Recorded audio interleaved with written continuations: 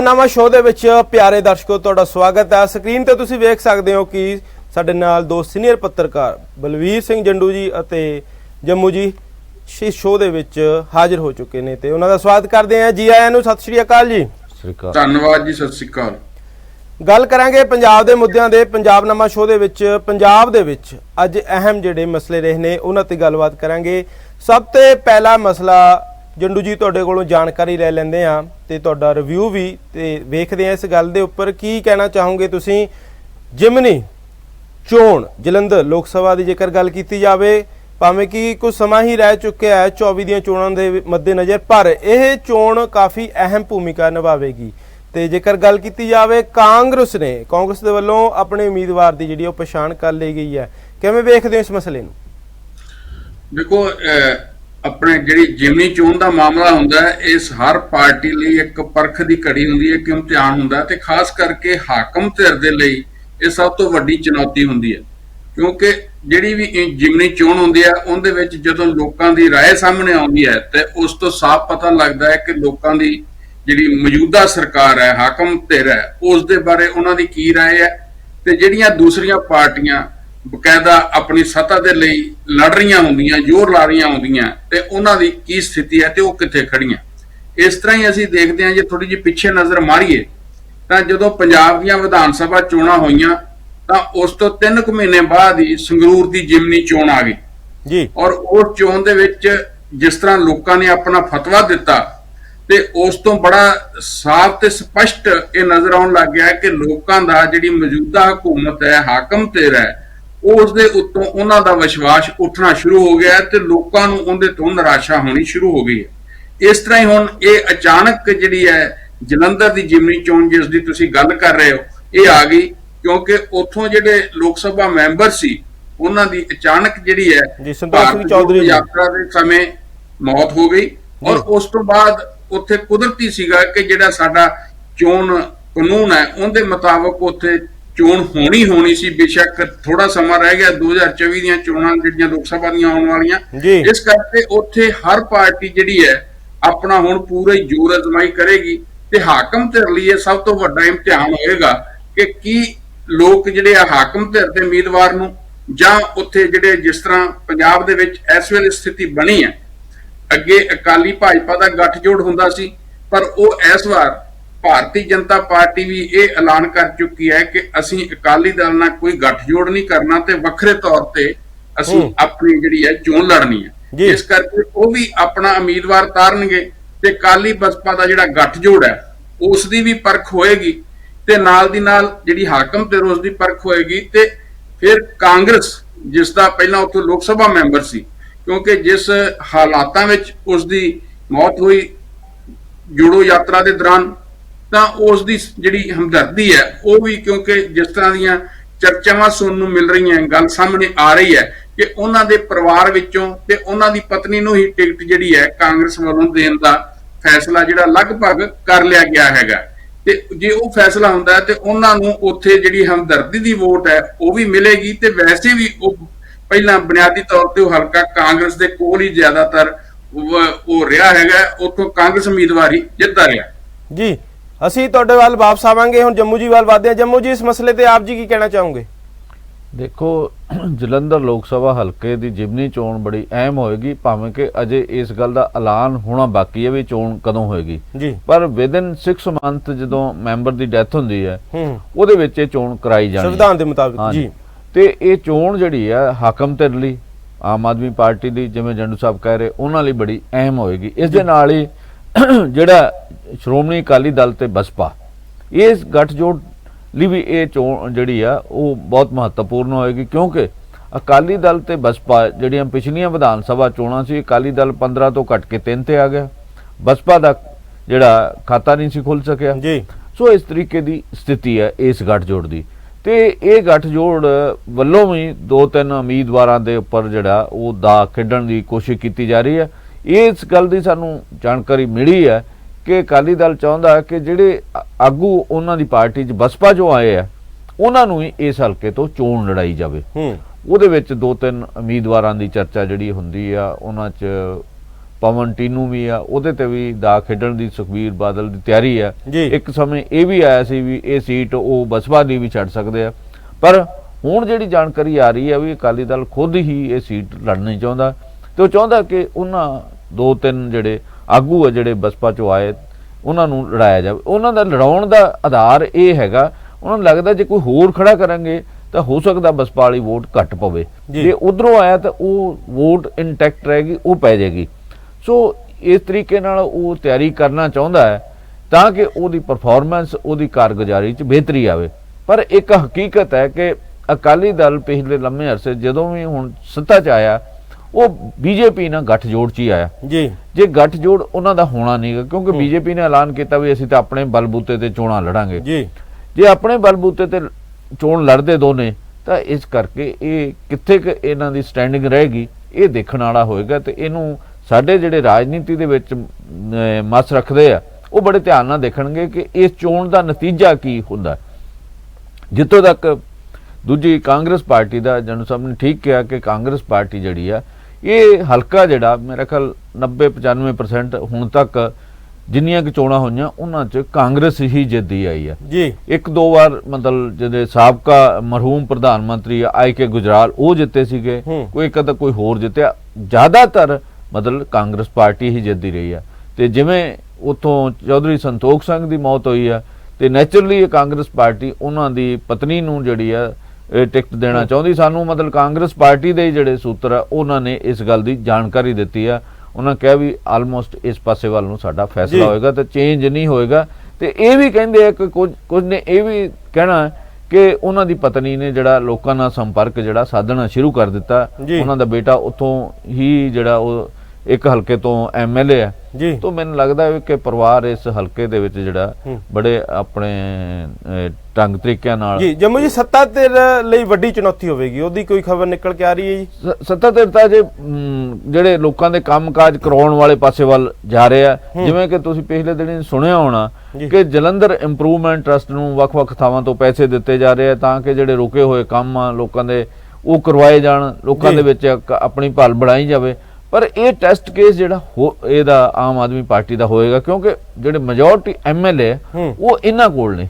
ਉਹ ਇਸ ਕਰਕੇ ਦੇਖਣਾ ਹੋਏਗਾ ਕਿ ਇਸ ਹਲਕੇ ਤੋਂ ਹਵਾ ਦਾ ਰੁਖ ਕਿੱਧਰ ਨੂੰ ਵਹਿੰਦਾ। ਜੀ ਜੰਡੂ ਜੀ, ਇੱਕ ਸਵਾਲ ਤੁਹਾਡੇ ਕੋਲੋਂ ਹੋ ਲੈਂਦੇ ਆ। ਅਗਲਾ ਜਿਹੜਾ ਸਾਡਾ ਅੱਜ ਦਾ ਮੁੱਦਾ ਹੈ, ਵਿਧਾਨ ਸਭਾ ਸੈਸ਼ਨ ਅੱਜ ਬੁਲਾਇਆ ਗਿਆ, ਇਹਦੇ ਵਿੱਚ ਤੁਸੀਂ ਕੀ ਖਾਸ ਵੇਖਦੇ ਹੋ? ਜਿੱਥੇ ਇੱਕ ਪਾਸੇ ਰਾਜਪਾਲ ਅਤੇ ਸੂਬੇ ਦੇ ਮੁੱਖ ਮੰਤਰੀ ਦੇ ਵਿੱਚ ਸ਼ਬਦੀ ਜਿਹੜੇ ਜੰਗ ਹੈ ਉਹ ਤਿੱਖੇ ਹੋ ਚੁੱਕੇ ਨੇ, ਤੇ ਦੂਸਰੇ ਪਾਸੇ ਸਾਥ ਦੀ ਜਿਹੜੀ ਲੋੜ ਆ ਉਹ ਮੰਗਿਆ ਸੈਸ਼ਨ ਦੇ ਵਿੱਚ। ਤੇ ਇਹਦੇ ਬਾਰੇ ਜੰਡੂ ਜੀ ਤੁਸੀਂ ਅੱਜ ਵਾਲੇ ਸੈਸ਼ਨ ਤੇ ਕੀ ਕਹਿਣਾ ਚਾਹੋਗੇ? ਸਵਾਲ ਜ਼ਰੂਰ ਜੰਡੂ ਤੋਂ ਹੋਰ ਲੈ ਲਿਆ ਜਾਣਾ ਚਾਹੀਦਾ ਚੋਣ ਬਾਰੇ। ਜੰਮੂ ਜੀ ਵੀ ਜਿਹੜਾ ਸਵਾਲ ਤੁਹਾਡੇ ਕੋਲੋਂ ਲੈਣਾ ਚਾਹੁੰਦੇ ਆ ਜੀ। ਜੰਮੂ ਜੀ ਤੁਸੀਂ ਕੀ ਕਹਿਣਾ ਚਾਹੋਗੇ, ਕੀ ਪੁੱਛਣਾ ਚਾਹੋਗੇ ਜੀ? ਜੰਡੂ ਸਾਹਿਬ ਤੁਸੀਂ ਕੀ ਦੇਖਦੇ ਹੋ ਓਵਰਆਲ? ਇਹ ਤਾਂ ਚੈਲੰਜ ਤਾਂ ਹੈਗਾ ਆਮ ਆਦਮੀ ਪਾਰਟੀ ਨੂੰ ਕਿਉਂਕਿ ਉਹਨਾਂ ਦੀ ਸਰਕਾਰ ਹੈ। ਤੁਸੀਂ ਕੀ ਹੋਰ ਕੀ ਉੱਥੋਂ ਦਾ ਟੋਟਲ ਰੁਝਾਨ ਆ, ਜਿਹੜੀ ਉੱਥੋਂ ਦੀ ਬਣਤਰ ਹੈ ਕੰਸਟੀਚੁਐਂਸੀ ਦੀ, ਉਹਦੇ ਬਾਰੇ ਕੋਈ ਗੱਲ ਕਹਿਣੀ ਚਾਹੋ? ਉੱਥੋਂ ਦੀ ਜਿਹੜੀ ਬਣਤਰ ਹੈ ਉਹਦੇ ਵਿੱਚ ਜਿਸ ਤਰ੍ਹਾਂ ਤੁਸੀਂ ਦੱਸਿਆ ਹੈ ਕਿ ਉੱਥੋਂ ਜਿਹੜੇ ਮੌਜੂਦਾ ਇਸ ਵੇਲੇ ਵਿਧਾਇਕ ਨੇ ਉਹ ਤਾਂ ਆਮ ਆਦਮੀ ਪਾਰਟੀ ਦੇ ਜ਼ਿਆਦਾ ਨੇ, ਪਰ ਅਸੀਂ ਦੇਖਿਆ ਕਿ ਪਿਛਲੇ ਸਮੇਂ 'ਚ ਆਮ ਆਦਮੀ ਪਾਰਟੀ ਦਾ ਜਿਸ ਤਰ੍ਹਾਂ ਦਾ ਵਤੀਰਾ ਹੈਗਾ ਜਾਂ ਜਿਸ ਤਰ੍ਹਾਂ ਦਾ ਉਹਨਾਂ ਦਾ ਕੰਮ ਢੰਗ ਹੈ, ਆਮ ਤੌਰ ਤੇ ਕਿਹਾ ਜਾਂਦਾ ਹੈ ਕਿ ਦਿੱਲੀ ਤੋਂ ਹੀ ਜ਼ਿਆਦਾ ਸਰਕਾਰ ਚੱਲ ਰਹੀ ਹੈ। ਕਿਉਂਕਿ ਰਾਜਪਾਲ ਵੱਲੋਂ ਵੀ ਜਿਸ ਤਰ੍ਹਾਂ ਦੇ ਮੁੱਦੇ ਚੁੱਕੇ ਗਏ ਆ ਉਹਨਾਂ ਮੁੱਦਿਆਂ ਤੋਂ ਵੀ ਲੱਗਦਾ ਹੈ ਕਿ ਜਿਸ ਤਰ੍ਹਾਂ ਰਾਜਪਾਲ ਨਾਲ ਟਕਰਾਅ ਦੀ ਜਿਹੜੀ ਗੱਲ ਆ ਰਹੀ ਇੱਕ ਪਾਸੇ ਤਾਂ ਉਹ ਹੈ, ਦੂਸਰੇ ਪਾਸੇ ਆਮ ਆਦਮੀ ਪਾਰਟੀ ਦੀ ਜਿਹੜੀ ਸਰਕਾਰ ਹੈ ਉਹ ਇਹ ਕੋਸ਼ਿਸ਼ ਕਰ ਰਹੀ ਹੈ ਕਿ ਵੱਧ ਤੋਂ ਵੱਧ ਜਿਹੜੀ ਹੈ ਉਹ ਕੰਮ ਕੀਤੇ ਜਾਣ ਜਿੰਦੇ ਨਾਲ ਉਹਨਾਂ ਨੂੰ ਜਲੰਧਰ ਵਿੱਚ ਜਿਹੜੀ ਹੈ ਚੋਣ ਦੇ ਦੌਰਾਨ ਉਹਨਾਂ ਫਾਇਦਾ ਹੋ ਸਕੇ। ਤੇ ਹੁਣ ਪਿਛਲੇ ਦਿਨਾਂ 'ਚ ਅਸੀਂ ਦੇਖਦੇ ਹਾਂ ਕਿ ਉਹਨਾਂ ਨੇ ਕੋਸ਼ਿਸ਼ ਵੀ ਕੀਤੀ ਹੈ, ਭਗਵੰਤ ਮਾਨ ਹੋਣਾ ਨੇ ਇਹ ਗੱਲ ਦਰਸਾਉਣ ਦੇ ਲਈ ਉਹਨਾਂ ਨੇ ਕਈ ਐਸੇ ਫੈਸਲੇ ਵੀ ਲਏ ਹੈ ਜਿਹੜੇ ਕਿ ਆਮ ਤੌਰ ਤੇ ਚਰਚਾ 'ਚ ਆ ਰਿਹਾ ਹੈ ਕਿ ਉਹਨਾਂ ਨੇ ਇਹ ਦਿੱਲੀ ਤੋਂ ਬਾਹਰ ਆ ਕੇ ਲਏ ਆ। ਕਿ ਜਿਸ ਤਰ੍ਹਾਂ ਪਹਿਲਾਂ ਇਹ ਕਿਹਾ ਜਾਂਦਾ ਸੀ ਕਿ ਦਿੱਲੀ ਤੋਂ ਫੈਸਲੇ ਹੋ ਕੇ ਆਉਂਦੇ ਆ, ਤੇ ਜਿਸ ਤਰ੍ਹਾਂ ਰਾਜਪਾਲ ਨੇ ਵੀ ਇਸ ਗੱਲ ਵੱਲ ਉਂਗਲ ਉਠਾਈ ਹੈ ਕਿ ਨਵਲ ਅਗਰਵਾਲ ਨੇ ਜਿਹੜੇ ਉਹ ਉਹਨਾਂ ਦੀ ਕੋਈ ਅਪਾਇੰਟਮੈਂਟ ਤਾਂ ਹੈ ਨਹੀਂ ਸਰਕਾਰ 'ਚ, ਪਰ ਉਹ ਸਰਕਾਰੀ ਮੀਟਿੰਗਾਂ 'ਚ ਆਣ ਕੇ ਬੈਠਦੇ ਆ, ਉੱਥੇ ਸਲਾਹਾਂ ਦਿੰਦੇ ਆ। ਤੋ ਸੋ ਇਸ ਕਰਕੇ ਜਿਹੜੀ ਦਿੱਲੀ ਤੋਂ ਸਰਕਾਰ ਚੱਲਣ ਵਾਲੀ ਗੱਲ ਹੈ ਉਹ ਲੋਕਾਂ ਵਿੱਚ ਬੜੀ ਚਰਚਾ 'ਚ ਹੈਗੀ ਹੈ। ਤੇ ਆਮ ਤੌਰ ਤੇ ਅਸੀਂ ਦੇਖਿਆ ਹੈ ਕਿ ਜਦੋਂ ਸੰਗਰੂਰ ਦੀ ਜਿਮਨੀ ਚੋਣ ਸੀ ਉਸ ਵੇਲੇ ਵੀ ਇਸੇ ਗੱਲ ਨੇ ਜ਼ਿਆਦਾ ਆਮ ਆਦਮੀ ਪਾਰਟੀ ਨੂੰ ਨੁਕਸਾਨ ਪਹੁੰਚਾਇਆ ਸੀ। ਜਿਸ ਢੰਗ ਨਾਲ ਜਦੋਂ ਜੀਪ ਦੇ ਵਿੱਚ ਉੱਥੇ ਮਾਰਚ ਜਲੂਸ ਕੱਢਿਆ ਗਿਆ ਤੇ ਉਸ ਜਲੂਸ ਦੇ ਵਿੱਚ ਜਿਸ ਤਰ੍ਹਾਂ ਭਗਵੰਤ ਮਾਨ ਹੋਣੀ ਖਿੜਕੀ ਦੇ ਨਾਲ ਲੜਕੇ ਸੀ ਤੇ ਕੇਜਰੀਵਾਲ ਹੋਣੀ ਜਿਸ ਤਰ੍ਹਾਂ ਕਾਰ ਦੇ ਵਿੱਚ ਸਵਾਰ ਹੋ ਕੇ ਖੜੇ ਹੋਏ ਸੀ, ਤਾਂ ਉਸ ਨੂੰ ਵੀ ਲੋਕਾਂ ਨੇ ਉਦੋਂ ਬੁਰਾ ਮਨਾਇਆ ਸੀ। ਤਾਂ ਇੱਕ ਗੱਲ ਇਹ ਜਿਹੜੀ ਹੈ, ਉਸ ਨੂੰ ਲੱਗਦਾ ਹੈ ਕਿ ਆਮ ਆਦਮੀ ਪਾਰਟੀ ਸਰਕਾਰ, ਭਗਵੰਤ ਮਾਨ ਮੁੱਖ ਮੰਤਰੀ, ਉਸ ਨੂੰ ਧੋਣ ਦਾ ਯਤਨ ਕਰ ਰਿਹਾ ਹੈ ਔਰ ਇਹ ਦਿਖਾਉਣ ਦਾ ਯਤਨ ਕਰ ਰਿਹਾ ਹੈ ਕਿ ਨਹੀਂ, ਫੈਸਲੇ ਅਸੀਂ ਹੀ ਇੱਥੇ ਸਾਰੇ ਜਿਹੜੀ ਹੈ ਸਰਕਾਰ ਹੈ, ਪੰਜਾਬ ਸਰਕਾਰ ਉਹ ਲੈ ਰਹੀ ਹੈ। ਤੇ ਉਸੇ ਵਿੱਚੋਂ ਹੀ ਇਹ ਗੱਲ ਹੁਣ ਜਿਹੜੀ ਟਕਰਾਅ ਵੱਲ ਵੀ ਜਿਸ ਤਰ੍ਹਾਂ ਵੱਧਦੀ ਨਜ਼ਰ ਆਉਂਦੀ ਹੈ ਕਿ ਪਿਛਲੇ ਦਿਨਾਂ 'ਚ ਜਿਸ ਤਰ੍ਹਾਂ ਰਾਜਪਾਲ ਵੱਲੋਂ ਰਾਜ ਦਾ ਦੌਰਾ ਕੀਤਾ ਗਿਆ, ਉਸ ਦੌਰੇ ਦੇ ਦੌਰਾਨ ਜਿਸ ਢੰਗ ਨਾਲ ਉਹਨਾਂ ਨੇ ਮੀਟਿੰਗਾਂ ਲਈਆਂ, ਡੀਜੀਪੀ ਉਹਨਾਂ ਦੇ ਨਾਲ ਸੀ, ਚੀਫ ਸੈਕਟਰੀ ਉਹਨਾਂ ਦੇ ਨਾਲ ਸੀ, ਤਾਂ ਉਸ ਤੋਂ ਬਾਅਦ ਹੁਣ ਜਿਸ ਤਰ੍ਹਾਂ ਭਗਵੰਤ ਮਾਨ ਉਹਨਾਂ ਨੇ ਸਿੰਗਾਪੁਰ ਭੇਜੇ ਪ੍ਰਿੰਸੀਪਲ ਜਿਹੜੇ ਸਿਖਲਾਈ ਦੇ ਲਈ, ਉਸ ਦੇ ਉੱਤੇ ਵੀ ਉਹਨਾਂ ਨੇ ਉਂਗਲੀ ਉਠਾਈ ਹੈ ਕਿ ਉਹਨਾਂ ਦਾ ਕਹਿਣਾ ਹੈ ਕਿ ਮੇਰੇ ਕੋਲ ਸ਼ਿਕਾਇਤ ਆਈ ਹੈ ਕਿ ਜਿਹੜੀਆਂ ਇਹ ਉੱਥੇ ਚੋਣ ਕੀਤੀ ਗਈ ਹੈ ਅਧਿਆਪਕਾਂ ਨੂੰ ਭੇਜਣ ਦੀ, ਉਹਦੇ ਵਿੱਚ ਬੜੀਆਂ ਬੇਨਿਯਮੀਆਂ ਹੋਈਆਂ, ਤਾਂ ਇਸ ਕਰਕੇ ਉਹਦੇ ਬਾਰੇ ਮੈਨੂੰ ਜਿਹੜੀ ਹੈ ਜਾਣਕਾਰੀ ਸਾਰੀ ਦਿੱਤੀ ਜਾਵੇ। ਸੋ ਇਸ ਤਰ੍ਹਾਂ ਦੇ ਜੇ ਮਾਮਲੇ ਇਹ ਟਕਰਾਅ ਵੱਧਦਾ ਤੇ ਇਸ ਤਰ੍ਹਾਂ ਦੀਆਂ ਗੱਲਾਂ ਸਾਹਮਣੇ ਆਉਂਦੀਆਂ ਤਾਂ ਉਹ ਤਾਂ ਜ਼ਰੂਰ ਉੱਥੇ ਆਮ ਆਦਮੀ ਪਾਰਟੀ ਨੂੰ ਨੁਕਸਾਨ ਹੋ ਸਕਦਾ ਹੈ ਉੱਥੋਂ ਦੀ ਚੋਣ ਦੇ ਵਿੱਚ। ਇੱਕ ਗੱਲ ਜਨੂ ਸਿੰਘ ਹੋਰ ਬੜੀ ਅਹਿਮ ਹੈ, ਪਿਛਲੇ ਦਿਨੀ ਭਗਤ ਗੁਰੂ ਰਵਿਦਾਸ ਹੋਣਾ ਦਾ ਜਨਮ ਦਿਨ ਸੀਗਾ, ਪ੍ਰਕਾਸ਼ ਉਤਸਵ ਸੀਗਾ। ਭਗਵੰਤ ਮਾਨ ਹੋਣੀ ਕਿਉਂਕਿ ਇਸ ਹਲਕੇ ਦੀ ਬਣਤਰ ਹੈ, ਇੱਕ ਰਾਖਵਾਂ ਹਲਕਾ ਹੈ, ਉਹ ਸਪੈਸ਼ਲੀ ਉੱਥੇ ਗਏ ਤੇ ਸਾਰਾ ਦਿਨ ਤਕਰੀਬਨ ਉਹ ਜਲੰਧਰ ਦੇ ਵਿੱਚ ਰਹੇ। ਉੱਥੇ ਉਹਨਾਂ ਨੇ ਜਿਹੜਾ ਇਹੀ ਸੀਗਾ ਉਹਨਾਂ ਦਾ ਮੁੱਖ ਮਨੋਰਥ, ਉੱਥੇ ਜਾ ਕੇ ਲੋਕਾਂ ਨਾਲ ਤਾਲਮੇਲ ਕਰਨ ਦਾ, ਤਾਂ ਕਿ ਚੋਣਾਂ ਲਈ ਕੋਈ ਨਾ ਕੋਈ ਉੱਥੇ ਜਿਹੜਾ ਸੰਪਰਕ ਆ ਉਹਨੂੰ ਬਿਹਤਰ ਬਣਾਇਆ ਜਾ ਸਕੇ। ਮੈਨੂੰ ਲੱਗਦਾ ਕਿ ਆਮ ਆਦਮੀ ਪਾਰਟੀ ਨੇ ਜਿਹੜਾ ਉੱਥੋਂ ਦੀਆਂ ਤਿਆਰੀਆਂ ਜਿਹੜੀਆਂ ਹੁਣ ਤੋਂ ਜਿਹੜੀਆਂ ਕਰਨੀਆਂ ਸ਼ੁਰੂ ਕਰ ਦਿੱਤੀਆਂ। ਇਹ ਤਾਂ ਮਾਮਲਾ ਇਹ ਇਸ ਤਰੀਕੇ ਦਾ ਹੈਗਾ। ਅੱਜ ਜਿਹੜੀ ਗੱਲ ਹੋਈ ਇੱਕ ਹੋਰ, ਮਤਲਬ ਜਦੋਂ ਜਿਹੜਾ ਵਿਧਾਇਕਾਂ ਦਾ ਟ੍ਰੇਨਿੰਗ ਸੈਸ਼ਨ ਸੀਗਾ, ਉਸ ਸੈਸ਼ਨ ਦੇ ਵਿੱਚ ਇੱਕ ਗੱਲ ਜਿਹੜੀ ਉੱਭਰ ਕੇ ਸਾਹਮਣੇ ਆਈ ਕਿ ਭਗਵੰਤ ਮਾਨ ਨੇ ਜਿਹੜਾ ਵਿਧਾਇਕਾਂ ਨੂੰ ਸੰਬੋਧਨ ਕਰਦਿਆਂ ਟ੍ਰੇਨਿੰਗ ਸੈਸ਼ਨ ਦੇ ਵਿੱਚ ਵਿਰੋਧੀ ਧਿਰ ਨਾਲ ਵੀ ਨੇੜਤਾ ਦੀ ਗੱਲ ਕੀਤੀ ਵੀ ਸਾਨੂੰ ਰਲ ਮਿਲ ਕੇ ਚੱਲਣਾ ਚਾਹੀਦਾ। ਪ੍ਰਤਾਪ ਸਿੰਘ ਬਾਜਵਾ ਵੀ ਉਹਦੇ ਸੈਸ਼ਨ ਦੇ ਵਿੱਚ ਮੌਜੂਦ ਸੀਗੇ, ਪਰ ਉੱਥੇ ਉਹਨਾਂ ਇਹ ਵੀ ਮਾਮਲਾ ਜਿਹੜਾ ਉਠਾਉਣ ਦੀ ਕੋਸ਼ਿਸ਼ ਕੀਤੀ ਕਿ ਇਲੈਕਟਡ ਵਰਸਸ ਸਿਲੈਕਟਡ ਵੀ ਕਿਹਦੀ ਚੱਲਣੀ ਚਾਹੀਦੀ ਹੈ, ਇਹ ਗੱਲ ਵੀ ਉਹਨਾਂ ਕੀਤੀ। ਤੁਸੀਂ ਇਲੈਕਟਡ ਵਰਸਸ ਸਿਲੈਕਟਡ ਦੇ ਬਾਰੇ ਕੀ ਕਹਿਣਾ ਚਾਹੁੰਦੇ ਹੋ? ਉਹਦੇ ਵਿੱਚ ਜੰਮੂ ਹੀ ਗੱਲ ਇਹ ਹੈ ਕਿ ਦੋਨੋਂ ਜਿਹੜੇ ਠੀਕ ਹੈ, ਬਿਲਕੁਲ ਜੋ ਭਗਵੰਤ ਮਾਨ ਉਹਨਾਂ ਨੇ ਕਿਹਾ ਕਿ ਉਹ ਲੋਕਾਂ ਦੇ ਚੁਣੇ ਹੋਏ ਨੁਮਾਇੰਦੇ ਆ ਤੇ ਲੋਕਾਂ ਨੇ ਉਹਨਾਂ ਨੂੰ ਐਡਾ ਵੱਡਾ ਫਤਵਾ ਦਿੱਤਾ ਹੈ ਤੇ ਉਹ ਲੋਕਾਂ ਨੂੰ ਜਵਾਬਦੇਹ ਹੈ, ਜਿਹੜੀ ਗੱਲ ਉਹਨਾਂ ਨੇ ਕੱਲ ਵੀ ਕਹੀ ਹੈ। ਪਰ ਇਹ ਜ਼ਰੂਰ ਹੈ ਕਿ ਸਿਲੈਕਟਡ ਤਾਂ ਹੁੰਦਾ ਰਾਜਪਾਲ, ਪਰ ਰਾਜਪਾਲ ਦੀ ਵੀ ਇੱਕ ਭੂਮਿਕਾ ਹੁੰਦੀ ਹੈ ਸੰਵਿਧਾਨਿਕ ਤੌਰ ਤੇ।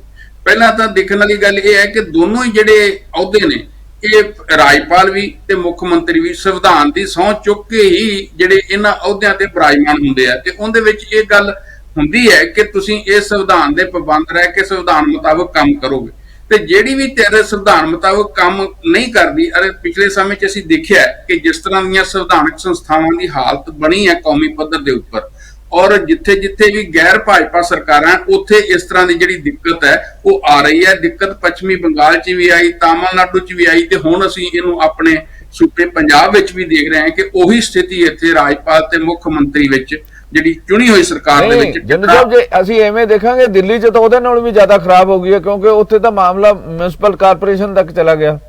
ਹਾਂ ਬਿਲਕੁਲ, ਉਹ ਵੀ ਨਾਲ ਤੁਸੀਂ ਉਹਦੇ ਵਿੱਚ ਸ਼ਾਮਲ ਕਰ ਸਕਦੇ ਹੋ ਜਿਹੜੇ ਅੱਗੇ ਸੂਬਿਆਂ ਦੀ ਮੈਂ ਗੱਲ ਕੀਤੀ ਹੈ। ਸੋ ਇਸ ਕਰਕੇ ਇਹ ਜ਼ਰੂਰ ਹੈਗਾ ਕਿ ਰਾਜਪਾਲ ਜਿਹੜਾ ਉਹਨੂੰ ਵੀ ਆਪਣੇ ਸੰਵਿਧਾਨਕ ਦਾਇਰੇ 'ਚ ਰਹਿ ਕੇ ਹੀ ਕੰਮ ਕਰਨਾ ਚਾਹੀਦਾ ਹੈ ਤੇ ਐਕਟਿਵ ਪੋਲਿਟਿਕਸ ਵੱਲ ਵਿੱਚ ਦਖਲ ਦੇਣ ਦੀ ਬਜਾਏ ਉਹ ਆਪਣੀਆਂ ਜ਼ਿੰਮੇਵਾਰੀਆਂ ਨਿਭਾਉਣੀਆਂ ਚਾਹੀਦੀਆਂ। ਕਿਉਂਕਿ ਇਹ ਠੀਕ ਹੈ ਭਗਵੰਤ ਮਾਨ ਉਹਨਾਂ ਦੀ ਗੱਲ ਕਿ ਉਹਨਾਂ ਨੂੰ ਜੇ ਲੋਕਾਂ ਨੇ ਚੁਣਿਆ ਤੇ ਉਹ ਲੋਕਾਂ ਦੇ ਲਈ ਹੀ ਫੈਸਲੇ ਕਰਨਗੇ, ਪਰ ਇਹ ਜ਼ਰੂਰ ਹੈ ਕਿ ਜਿਹੜੀਆਂ ਸੰਵਿਧਾਨਕ ਤੌਰ ਤੇ ਉਹਨਾਂ ਨੂੰ ਜਾਣਕਾਰੀਆਂ ਦੇਣੀਆਂ ਉਹ ਵੀ ਉਹਨਾਂ ਨੂੰ ਮੰਗਣ ਦਾ ਹੱਕ ਹੈ। ਕਿਉਂਕਿ ਬਕਾਇਦਾ ਰਾਜਪਾਲ ਨੇ ਅੱਜ ਜਿਹੜੀ ਧਾਰਾ ਦਾ ਹਵਾਲਾ ਦਿੱਤਾ 167 ਦਾ, ਔਰ ਉਹਦੇ ਵਿੱਚ ਉਹਨਾਂ ਨੇ ਇੱਕ ਨਹੀਂ, ਉਹਨਾਂ ਨੇ 4-5 ਮਾਮਲੇ ਗਿਣਾਇਆ ਕਿ ਜਿਨ੍ਹਾਂ ਬਾਰੇ ਮੈਂ ਜਾਣਕਾਰੀ ਮੰਗੀ ਤਾਂ ਉਹ ਜਾਣਕਾਰੀ ਨਹੀਂ ਦਿੱਤੀ ਗਈ। ਉਹਨਾਂ ਨੇ ਦਲਿਤ ਜਿਹੜੇ ਵਿਦਿਆਰਥੀ ਆ ਉਹਨਾਂ ਦਾ ਜਿਹੜਾ ਵਜੀਫਾ ਨਹੀਂ ਦਿੱਤਾ ਗਿਆ 2 ਲੱਖ ਦਾ, ਉਸ ਦੇ ਵੀ ਗੱਲ ਉਠਾਈ ਕਿ ਉਸ ਕਰਕੇ ਉਹਨਾਂ ਦੀ ਜਿਹੜੀ ਪੜ੍ਹਾਈ ਹੈ ਵਿੱਚ ਰੁਕ ਗਈ।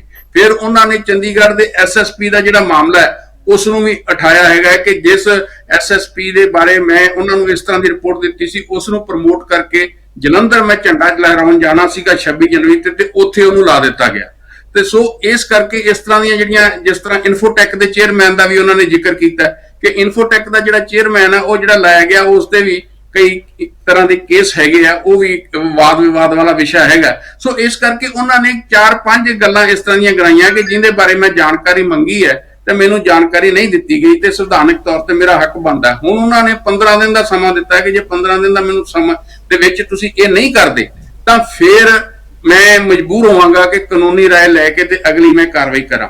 ਇੱਕ ਪੱਖ ਤਾਂ ਇਹ ਹੈਗਾ। ਦੂਸਰਾ ਪੱਖ ਜਿਹੜਾ ਭਗਵੰਤ ਮਾਨ ਹੋਣਾ ਦਾ, ਉਹਨਾਂ ਦਾ ਕਹਿਣਾ ਹੈ ਕਿ ਮੈਂ ਲੋਕ ਹਿੱਤ 'ਚ ਫੈਸਲੇ ਲਏ ਆ, ਲੋਕਾਂ ਲਈ ਫੈਸਲੇ ਲਏ ਆ ਤੇ ਇਸ ਕਰਕੇ ਮੇਰੀ ਜਿਹੜੀ ਸੰਵਿਧਾਨਕ ਤੌਰ ਤੇ ਹੀ ਅਸੀਂ ਪ੍ਰਸ਼ਾਸਨ ਨੂੰ ਚਲਾ ਰਹੇ ਆ ਤੇ ਰਾਜਪਾਲ ਜਿਹੜੇ ਆ ਉਹ ਗੈਰ ਸੰਵਿਧਾਨਕ ਤੌਰ ਤੇ ਦਖਲ ਦੇ ਰਹੇ ਆ ਸਾਡੇ ਕੰਮਾਂ ਦੇ ਵਿੱਚ। ਜਿਹੜੇ ਕਿ ਫੈਸਲੇ ਅਸੀਂ ਲੈਣੇ ਆ, ਫੈਸਲਾ ਲੈਣ ਦਾ ਸਾਡਾ ਹੱਕ ਹੈ ਔਰ ਸਾਨੂੰ ਹੀ ਲੋਕਾਂ ਨੇ ਇਸ ਗੱਲ ਦੀ ਜਿਹੜੀ ਹੈ ਫਤਵਾ ਦਿੱਤਾ ਹੈਗਾ। ਸੋ ਇਹ ਜਿਹੜਾ ਸੰਵਿਧਾਨਕ ਤੌਰ ਤੇ ਇਸ ਤਰ੍ਹਾਂ ਦੀ ਸਥਿਤੀ ਬਣੀ ਹੈ, ਇਹ ਕਿਸੇ ਅੱਗੇ ਜ਼ਿਆਦਾ ਟਕਰਾਅ ਵੱਲ ਤੇ ਸੰਕਟ ਵੱਲ ਵੀ ਜਾ ਸਕਦੀ ਹੈ। ਜੇ ਨਹੀਂ ਸੁਧਰਦੀ ਤਾਂ ਇਹ ਜ਼ਰੂਰੀ ਹੈਗਾ ਕਿ ਪੰਜਾਬ ਦੇ ਹਿੱਤ 'ਚ, ਲੋਕਾਂ ਦੇ ਹਿੱਤ 'ਚ, ਪੰਜਾਬੀਆਂ ਦੇ ਹਿੱਤ 'ਚ ਇਹ ਗੱਲ ਹੈ ਕਿ ਇਹ ਟਕਰਾਅ ਵਾਲੀ ਸਥਿਤੀ ਜਿਹੜੀ ਹੈ ਉਸ ਹੱਦ ਤੱਕ ਅੱਗੇ ਨਾ ਜਾਵੇ ਜਿਹਦੇ ਨਾਲ ਰਾਜ ਨੇ, ਕਿਉਂਕਿ ਪਹਿਲਾਂ ਵੀ ਜਿਹੜੇ ਆ ਬਹੁਤ ਨੁਕਸਾਨ ਝੱਲੇ ਆ, ਚਾਹੇ ਉਹ ਪਹਿਲਾਂ ਜਿਹੜਾ ਅੱਤਵਾਦ ਦਾ ਦੌਰ ਸੀ ਉਸ ਦੇ ਵਿੱਚ ਔਰ ਉਸ ਤੋਂ ਬਾਅਦ 10 ਸਾਲ ਰਾਸ਼ਟਰਪਤੀ ਦਾ ਰਾਜ ਵੀ ਦੇਖਿਆ ਔਰ ਫਿਰ ਕਰੋਨਾ ਦੇ ਵਿੱਚ ਵੀ ਬੜੀ ਮਾਰ ਪਈ ਹੈ। ਸੋ ਇਸ ਕਰਕੇ ਜਿਹੜੀ ਸਾਰੀ ਸਥਿਤੀ ਹੈ ਉਹ ਇਸ ਗੱਲ ਦੀ ਮੰਗ ਕਰਦੀ ਹੈ ਕਿ ਇਹ ਟਕਰਾਅ ਨੂੰ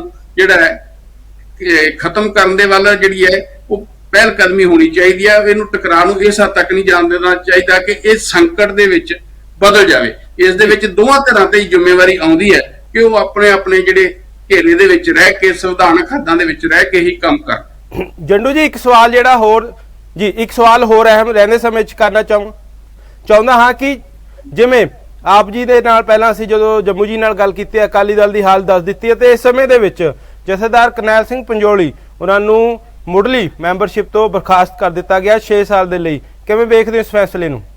ਉਹ ਦੇਖੋ, ਫੈਸਲੇ ਤਾਂ ਇਸ ਤਰ੍ਹਾਂ ਦੇ ਕਾਫੀ ਹੋ ਰਿਹਾ ਹੈ ਕਿਉਂਕਿ ਜਿਸ ਤਰ੍ਹਾਂ ਦੀ ਸਥਿਤੀ ਬਣੀ ਹੈ ਸਾਰੀਆਂ ਪਾਰਟੀਆਂ ਦੇ ਵਿੱਚ, ਕਾਂਗਰਸ ਵੱਲੋਂ ਭਾਰਤੀ ਜਨਤਾ ਪਾਰਟੀ ਜਾ ਰਹੇ, ਅਕਾਲੀ ਦਲ ਚੋਂ ਵੀ ਜਿਸ ਤਰ੍ਹਾਂ ਪਿਛੇ ਦਿਨੀ ਬੋਨੀ ਅਜਨਾਲਾ ਜਿਹੜੇ ਆ ਉਹ ਵੀ ਉੱਥੇ ਅਕਾਲੀ ਦਲ ਛੱਡ ਕੇ ਬੀਜੇਪੀ ਵੱਲ ਨੂੰ ਜਾਣ ਦੀ ਤਿਆਰੀ 'ਚ। ਸੋ ਇਸ ਕਰਕੇ ਪਾਰਟੀ ਦੇ ਜਿਹੜਾ ਕੋਈ ਫੈਸਲਾ ਹੱਕ 'ਚ ਨਹੀਂ ਹੈਗਾ ਬੰਦਾ, ਜਾਂ ਉਹਨਾਂ ਨੂੰ ਲੱਗਦਾ ਕਿ ਡਿਸਪਲਿਨ ਨੂੰ ਵਾਇਓਲੇਟ ਕਰ ਰਿਹਾ ਤੇ ਉਹ ਇਸ ਤਰ੍ਹਾਂ ਦਾ ਫੈਸਲਾ ਲੈ ਸਕਦੇ ਆ। ਉਸ ਦਾ ਖਮਿਆਜ਼ਾ ਤਾਂ ਪਾਰਟੀ ਨੂੰ ਅਲਟੀਮੇਟਲੀ ਭੁਗਤਣਾ ਹੀ ਪੈਂਦਾ, ਕਿਸੇ ਨਾ ਕਿਸੇ ਪੜਾਅ ਤੇ, ਥੋੜਾ ਹੋਵੇ ਜਾਂ ਬਹੁਤਾ ਹੋਵੇ।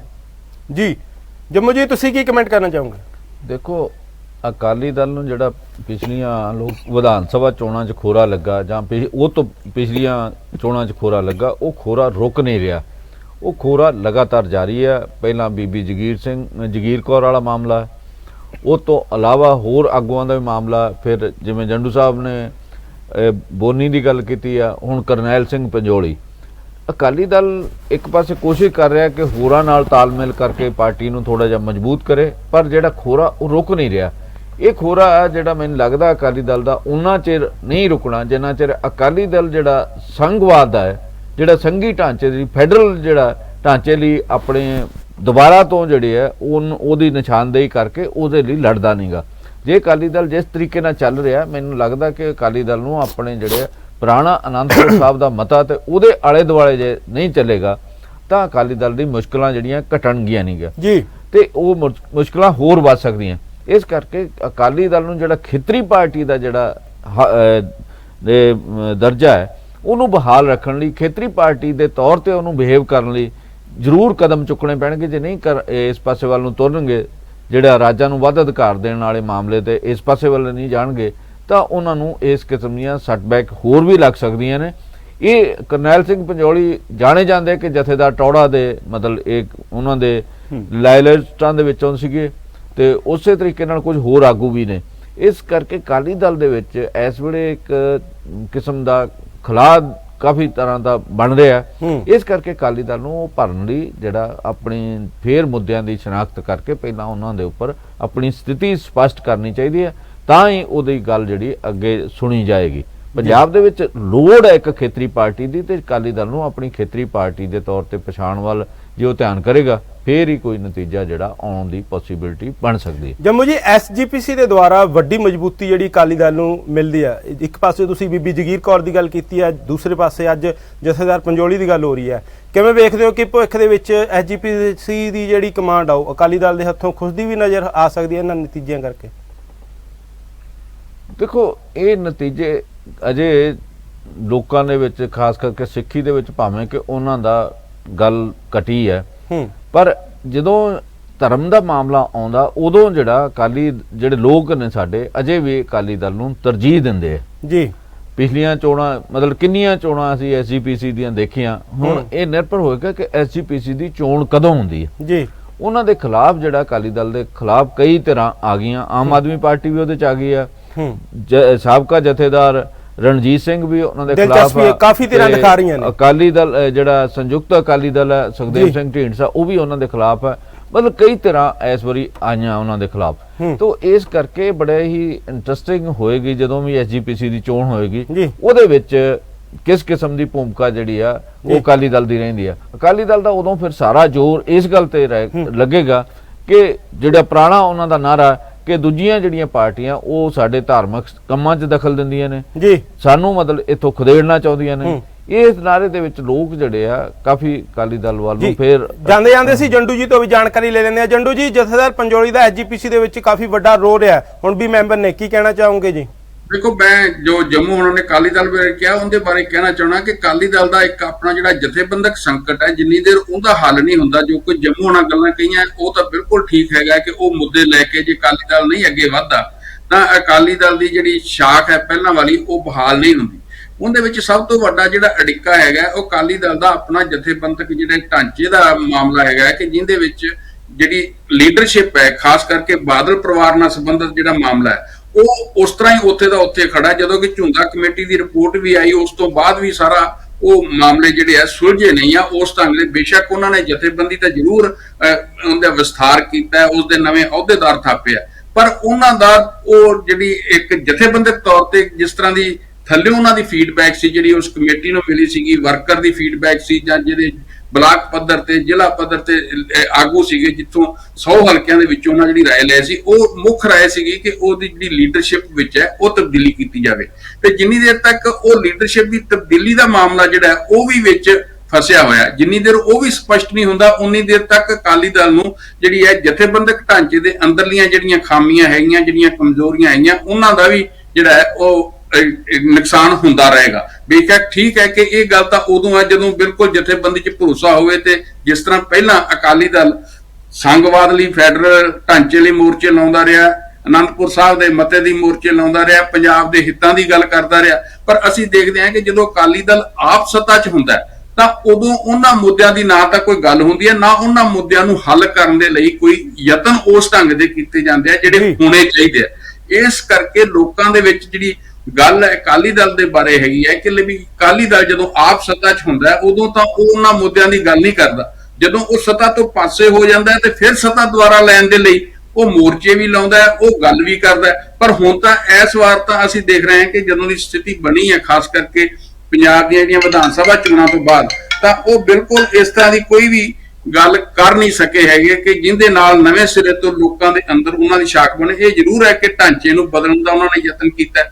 ਜਿੱਥੋਂ ਤੱਕ ਤੁਸੀਂ ਕਰਨੈਲ ਸਿੰਘ ਪੰਜੋਲੀ ਉਹਨਾਂ ਦੀ ਗੱਲ ਕੀਤੀ ਹੈ, ਐਸਜੀਪੀਸੀ ਦੇ ਵਿੱਚ ਇਸੇ ਕਰਕੇ ਚੋਣਾਂ ਨਹੀਂ ਹੋ ਰਹੀਆਂ। ਪਿਛਲੇ 11 ਸਾਲ ਦਾ ਲਗਭਗ ਸਮਾਂ 12 ਦਾ ਨਿਕਲ ਗਿਆ ਜੀ, ਚੋਣਾਂ ਨਹੀਂ ਹੋਈਆਂ ਤੇ ਉਹ ਚੋਣਾਂ ਦੇ ਵਿੱਚ ਵੀ ਜਿਸ ਤਰ੍ਹਾਂ ਦੀ ਸਥਿਤੀ ਹੈਗੀ ਹੈ ਉਹਦੇ ਵਿੱਚ ਵੱਖ-ਵੱਖ ਜਿਹੜੇ ਅਕਾਲੀ ਦਲ ਦੇ ਖਾਸ ਕਰਕੇ ਸਿੱਖ ਭਾਈਚਾਰੇ ਦੇ ਅੰਦਰ ਹਲਕੇ ਹੈ ਉਹ ਨਹੀਂ ਚਾਹੁੰਦੇ ਕਿ ਉੱਥੇ ਵੀ ਜਿਸ ਤਰ੍ਹਾਂ ਬਾਦਲ ਪਰਿਵਾਰ ਦਾ ਜਾਂ ਬਾਦਲ ਦਲ ਦਾ ਕਬਜ਼ਾ ਹੈਗਾ ਕਿ ਉਹ ਕਬਜ਼ਾ ਰਵੇ। ਇਸ ਕਰਕੇ ਜੀ ਉਹ ਸਮੁੱਚੇ ਤੌਰ ਤੇ ਜਿਸ ਤਰ੍ਹਾਂ ਹੁਣ ਬੀਬੀ ਜਗੀਰ ਕੌਰ ਨੇ ਚੁਣੌਤੀ ਦਿੱਤੀ ਹੈ, ਉਸ ਚੁਣੌਤੀ ਨੂੰ ਪਹਿਲਾਂ ਨਾਲੋਂ ਜਿਸ ਤਰ੍ਹਾਂ ਪਹਿਲਾਂ ਅਕਾਲੀ ਦਲ ਤੇ ਸ਼੍ਰੋਮਣੀ ਗੁਰਦੁਆਰਾ ਪ੍ਰਬੰਧਕ ਕਮੇਟੀ ਦੇ ਅੰਦਰ ਚੋਣ ਹੁੰਦੀ ਸੀ ਤਾਂ ਉਸ ਸਮੇਂ ਜਿਹੜੀ ਹੈ ਉਸ ਢੰਗ ਦੀ ਇੰਨੀ ਸਟਰੈਂਥ ਨਹੀਂ ਸੀ ਦੇਖਣ ਨੂੰ ਮਿਲਦੀ ਜਿੰਨੀ ਇਸ ਵਾਰ ਦੇਖਣ ਨੂੰ ਮਿਲੀ ਹੈ। ਕੁਝ ਉਹ ਲੋਕ ਵੀ ਜਿਹੜੇ ਉੱਥੇ ਸ਼੍ਰੋਮਣੀ ਕਮੇਟੀ ਤਬਦੀਲੀ ਚਾਹੁੰਦੇ ਉਹ ਵੀ ਬੀਬੀ ਜਗੀਰ ਕੌਰ ਨਾਲ ਆਣ ਕੇ ਖੜੇ ਆ। ਸੋ ਇਸ ਕਰਕੇ ਹਰਿਆਣੇ ਵਾਲੀ ਜਿਹੜੀ ਇਹਨਾਂ ਨੂੰ ਸ਼੍ਰੋਮਣੀ ਗੁਰਦੁਆਰਾ ਪ੍ਰਬੰਧਕ ਕਮੇਟੀ ਤੇ ਉਹ ਵੀ ਇੱਕ ਸੱਟ ਪਈ ਹੈਗੀ ਹੈ ਕਿ ਉਹ ਵੀ ਹਿੱਸੇ ਜਿਹੜੇ ਹੈ ਉੱਥੋਂ ਹਰਿਆਣੇ ਵਾਲੇ ਉਹ ਵੀ ਬਾਹਰ ਨਿਕਲ ਗਿਆ। ਹੁਣ ਸ਼੍ਰੋਮਣੀ ਕਮੇਟੀ ਸਿਰਫ ਪੰਜਾਬ ਤੱਕ ਸੀਮਤ ਹੋ ਕੇ ਰਹਿ ਗਈ ਹੈ ਤੇ ਇਹ ਹੁਣ ਦੇਖਣ ਵਾਲੀ ਗੱਲ ਹੋਏਗੀ ਕਿ ਜਿਹੜੀ ਜਿਸ ਤਰ੍ਹਾਂ ਕਰਨੈਲ ਸਿੰਘ ਪੰਜੋਲੀ, ਬੀਬੀ ਜਗੀਰ ਕੌਰ ਔਰ ਇਸ ਤਰ੍ਹਾਂ ਦੇ ਹੋਰ ਵੀ ਲੋਕ ਜਿਹੜੇ ਅਕਾਲੀ ਦਲ ਦੀ ਮੌਜੂਦਾ ਜਿਹੜੀ ਸਥਿਤੀ ਹੈ ਉਹਦੇ ਨਾਲ ਆਪਣੇ ਆਪ ਨੂੰ ਇੱਕ ਸੁਰ ਨਹੀਂ ਕਰ ਪਾ ਰਹੇ ਤਾਂ ਉਹ ਉਹਦੇ ਤੋਂ ਜਿਸ ਤਰ੍ਹਾਂ ਸੁਖਦੇਵ ਸਿੰਘ ਢੀਂਡਸਾ ਵਾਲਾ ਗਰੁੱਪ ਹੈ, ਦੂਸਰੇ ਗਰੁੱਪ ਹੈ, ਇਹ ਤਾਂ ਹੁਣ ਜਦੋਂ ਚੋਣਾਂ ਹੋਣਗੀਆਂ ਤਾਂ ਚੋਣਾਂ ਦੇ ਵਿੱਚ ਜਦੋਂ ਲੋਕ ਇਸ ਗੱਲ ਲਈ ਖੜਨਗੇ ਕਿ ਉੱਥੇ ਤਬਦੀਲੀ ਹੋਣੀ ਚਾਹੀਦੀ ਹੈ ਕਿਉਂਕਿ ਅਜੇ ਤੱਕ ਜਿਹੜੀ ਵੀ ਚੋਣ ਹੁੰਦੀ ਹੈ ਪ੍ਰਧਾਨ ਦੀ ਉਹ ਜਿਹੜੇ ਪਹਿਲਾਂ ਚੁਣੇ ਹੋਏ ਸ਼੍ਰੋਮਣੀ ਕਮੇਟੀ ਦੇ ਮੈਂਬਰ ਹੈ ਉਹਨਾਂ ਦੇ ਵਿੱਚੋਂ ਹੀ ਹੁੰਦੀ ਹੈ। ਤੇ ਉਹ ਜਿਹੜੇ ਮੈਂਬਰ ਨੇ, ਉਹ ਜਿਹੜੀ ਬਹੁ ਗਿਣਤੀ ਹੈਗੀ ਹੈ, ਉਹ ਬਾਦਲ ਦਲ ਦੀ ਟਿਕਟ ਤੇ ਜਾਂ ਬਾਦਲ ਦਲ ਦੀ ਹਮਾਇਤ ਨਾਲ, ਬਾਦਲ ਦਲ ਦੇ ਸਮਰਥਨ ਨਾਲ, ਬਾਦਲ ਦਲ ਦੀ ਚੋਣ ਨਾਲ ਹੀ ਉਹ ਜਿੱਤੇ ਹੋਇਆ। ਸੋ ਇਸ ਕਰਕੇ ਜਿਹੜੀ ਨਵੀਂ ਚੋਣ ਹੋਏਗੀ ਤੇ ਨਵੇਂ ਸਿਰੇ ਤੋਂ ਲੋਕ ਫਤਵਾ ਦੇਣਗੇ ਸਿੱਖ ਭਾਈਚਾਰੇ ਦੇ, ਤਾਂ ਉਸ ਸਮੇਂ ਗੱਲ ਸਾਹਮਣੇ ਆਏਗੀ ਕਿ ਗੱਲ ਕਿਸ ਪਾਸੇ ਤੁਰ ਗਈ ਹੈ। ਪਰ ਇਹ ਜੋ ਕੁਝ ਵਾਪਰ ਰਿਹਾ ਉਸ ਦਾ ਨੁਕਸਾਨ ਆਉਣ ਵਾਲੇ ਸਮੇਂ 'ਚ ਬਾਦਲ ਦਲ ਨੂੰ ਹੋ ਸਕਦਾ ਹੈ। ਬੇਸ਼ੱਕ ਠੀਕ ਹੈ ਕਿ ਸਿੱਖੀ ਦੇ ਮਾਮਲਿਆਂ ਦੇ ਉੱਤੇ ਅਜੇ ਤੱਕ ਕੋਈ ਹੋਰ ਏਡੀ ਵੱਡੀ ਧਿਰ ਨਹੀਂ ਹੈ, ਪਰ ਇਹ ਜ਼ਰੂਰ ਹੈ ਕਿ ਲੋਕਾਂ ਨੂੰ ਉਹਨਾਂ ਤੋਂ ਨਿਰਾਸ਼ਾ ਵੀ ਬਹੁਤ ਹੈ ਸਿੱਖ ਭਾਈਚਾਰੇ ਨੂੰ। ਤਾਂ ਜਿਸ ਤਰ੍ਹਾਂ ਦਿੱਲੀ ਵਾਲੇ ਵੱਖ ਹੋ ਗਏ, ਇਸ ਤਰ੍ਹਾਂ ਹੋਰ ਹਰਿਆਣਾ ਵੱਖ ਹੋ ਗਿਆ। ਇਹ ਹੁਣ ਆਉਣ ਵਾਲਾ ਸਮਾਂ ਦੱਸੇਗਾ ਜਦੋਂ ਚੋਣ ਹੋਏਗੀ ਕਿ ਇਹ ਨਤੀਜਾ ਕੀ ਸਾਹਮਣੇ ਆਉਂਦਾ। ਜੀ ਜੰਮੂ ਜੀ ਤੇ ਜੰਡੂ ਜੀ, ਅੱਜ ਦੇ ਮੁੱਦਿਆਂ ਤੇ ਵਿਚਾਰ ਕਰਨ ਲਈ ਬਹੁਤ ਬਹੁਤ ਸ਼ੁਕਰਾਨਾ ਜੀ।